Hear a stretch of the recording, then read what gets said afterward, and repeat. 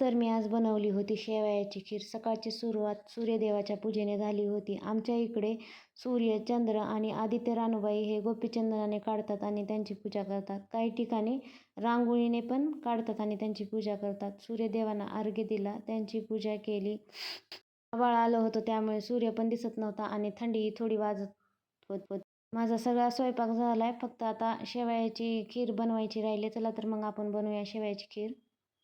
दूध गरम करून घ्यायचं आणि कढईत तूप घालून त्यामध्ये शेवया घालून त्या लाल होईपर्यंत, ब्राऊन कलर येईपर्यंत भाजून घ्यायच्या. नंतर दुधात मी खोबरकीस घातले. तुमच्याजवळ ड्रायफ्रूट्स असतील तर तुम्ही ते घालू शकता. नंतर शेवया टाकल्या आणि थोडा कलर घातला आहे मी खायचा. घरातील देवांना पण नैवेद्य दाखवून घेतला, बाहेर तुळशीजवळ दाखवला आणि सूर्यदेवांना पण दाखवून घेतला आणि पाया पडल्या. नंतर मी माझी राहिलेली कामे करून घेतली आणि दुपारच्या वेळेला जेवण केलं. जेवणात काय नाही, असं साधंच होतं. चपाती, भात, शेवयाची खीर, लोणचं आणि शेवग्याच्या शेंगाची भाजी. व्हिडिओ आवडला असेल तर लाईक करा. बाय.